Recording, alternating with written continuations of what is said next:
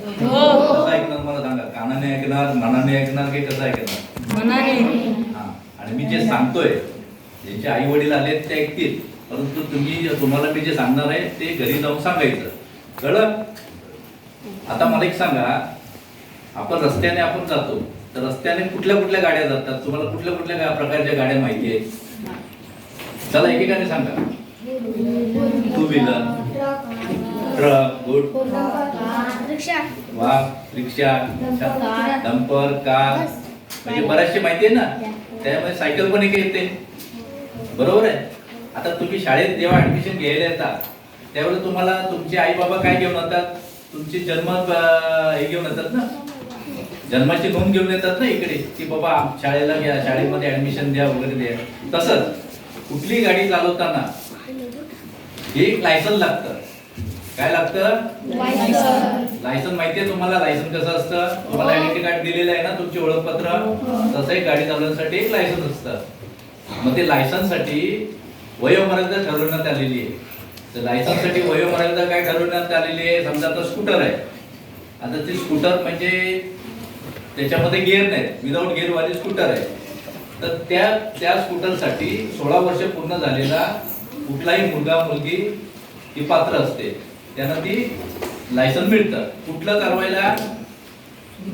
Without गिअरवाली scooter.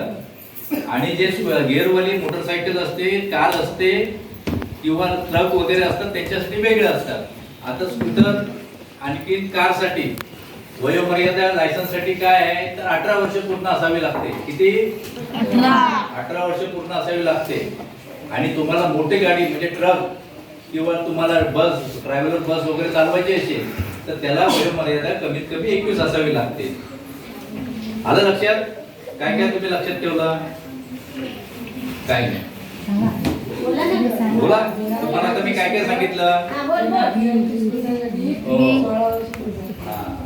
असं licence साठी तुम्हाला काय वयोमर्यादा आहे ते सांगण्यात आलेलं असतं. त्याचबरोबर तुम्हाला गाडी चालवायची असेल, आता एक लायसन्स पक्क मिळण्याच्या अगोदर तुम्हाला एक कच्चं म्हणजे लर्निंग लायसन्स म्हणतो. काय म्हणतो?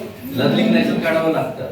तर लर्निंग लायसन्स सुद्धा मिळाल्यानंतर तुमच्या बरोबर गाडी चालवताना एक पक्क लायसन्स असलेला ड्रायव्हर किंवा रायडर कोणी असेल, स्कूटर चालवत असेल तर रायडर. आपण स्कूटर चालवताना आपण ज्या पाठीमागे बसतो त्याला काय म्हणतो आपण? रायडर, बरोबर आहे. तर मोठी गाडी सुद्धा चालवताना समजा कार चालवत असाल तर तुमच्या बरोबर पक्क लायसन असणारा एखादा ड्रायव्हर, जाणकार ड्रायव्हर असावा लागतो.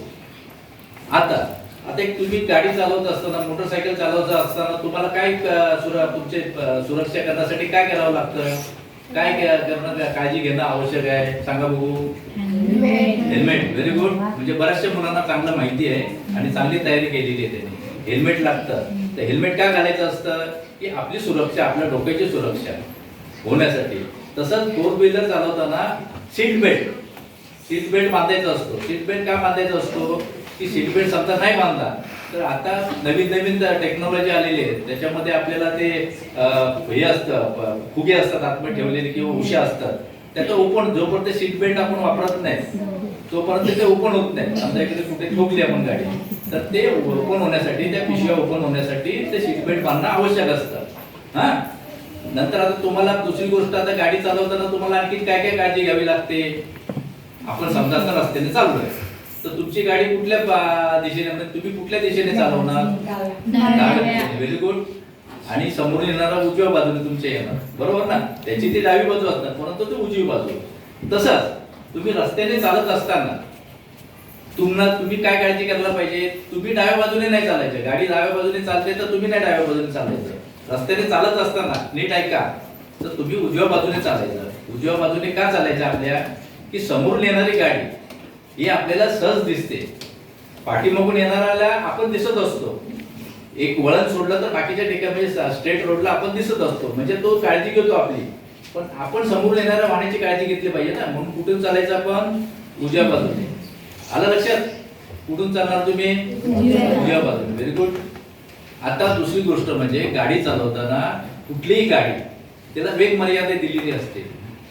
तुम्हाला माहिती आहे आपण रस्त्यावरती जाताना एक 80चा बोर्ड असतो, 40चा असा बोर्ड असतो. तर ते का दिलेलं असतं की या रस्त्याला 80च्या स्पीडने तुम्ही गाडी चालवा, या रस्त्यात तुम्ही 40च्या स्पीडने गाडी चालवा. एखादी शाळा समोर असेल त्या रस्त्याच्या आड्यात ते तिथे लिहिलेलं असतं शाळा आहे, गतिरोधक. त्याला आपण हे म्हणतो ना, काय म्हणतो त्याला, डिवायडर, गतिरोधक मराठीमध्ये आपण त्याला ते लावलेलं असतं पट्ट्याला. तिथे एक बोर्ड लावलेलं असतं शाळा आहे.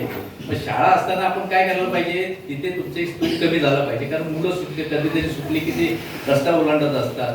दुसरी गोष्ट काय काळजी घ्यायला पाहिजे गाडी चालवताना, हॉर्न असतो तो हॉर्न वाजवायचा नाही. मुलं शाळा शिकत असतात ते डिस्टर्ब होतात.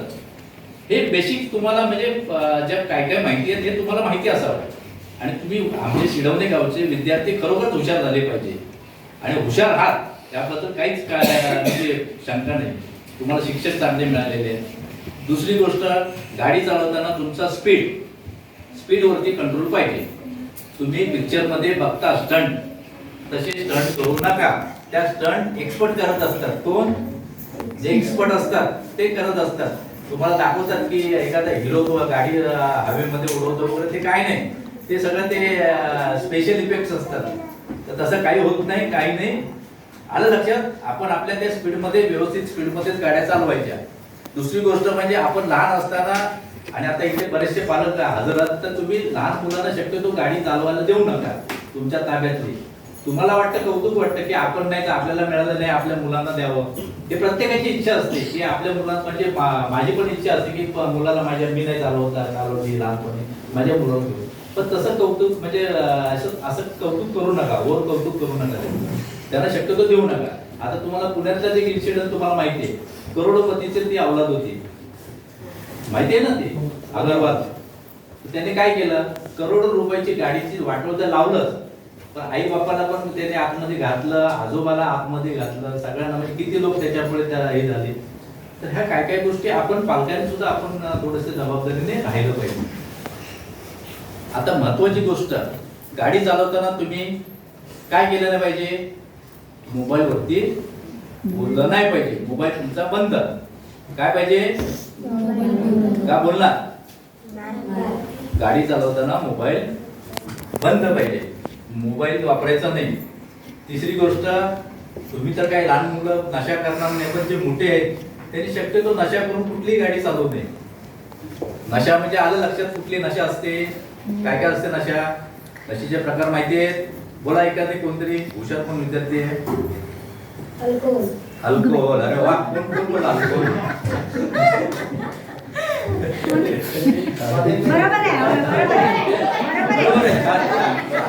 म्हणजे त्याला सोप्या भाषेत आपण काय म्हणायचं, दारू. काय म्हणायचं सोप्या भाषेत? दारू पिऊन गाडी चालवायची नाही. तुम्ही चालवणार नाही हे मला माहिती आहे, पण तुमचे आई बाबा कोण घेत असतील तर त्यांना सांगायचं, बाबा तुम्ही आज हे घेतलेले आहे, पार्टी करून आलेले आहे, तुम्ही आता गाडीला हात लावू नका, गाडी अशीच राहून दे, तुम्ही जा रिक्षाने. सांगाल? कोण कोण सांगणार मला सांगा भाऊ?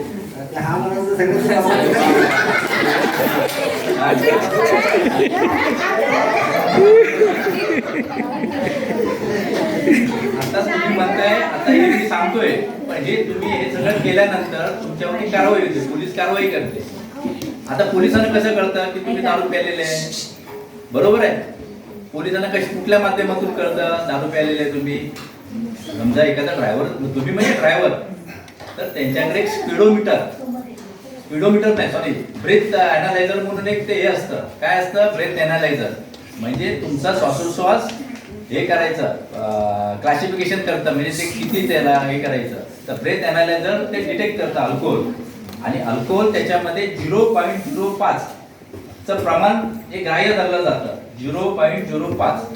आणि त्याच्यावरती जर असेल, ब्रेथ अनालायझर मध्ये आलं, तर तुमच्याकडे 15,000 20,000 तुम्हाला, आणि आता 1 महिना दंड, 1 महिना कैदेची पण शिक्षेची तरतूद केलेली आहे दारू पिणाऱ्यांना.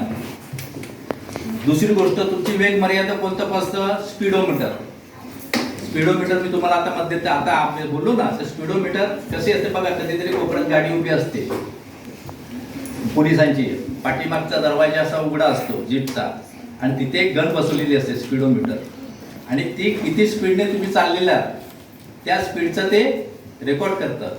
तो स्पीड तुमचा रेकॉर्ड करतं, आणि त्याप्रमाणे तुमच्या घरी चलन येतं.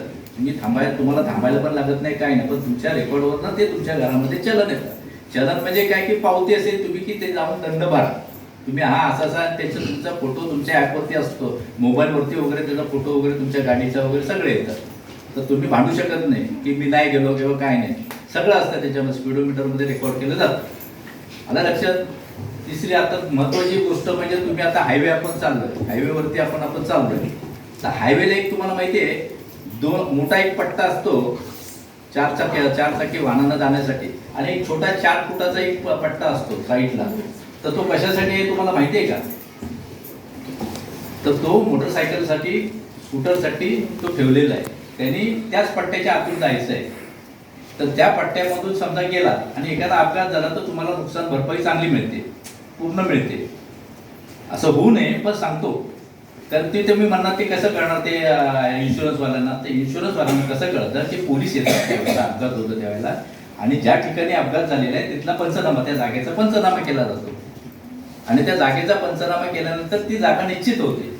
आणि समजा तुम्ही जर रस्त्याच्या मध्ये असाल तर तुम्हाला हे मिळतं, परंतु त्याचं प्रमाण जे मिळायचं प्रमाण समजा 100 रुपये मिळणार असतील तर ते तुम्हाला 30 रुपयावरती येऊन बसतं.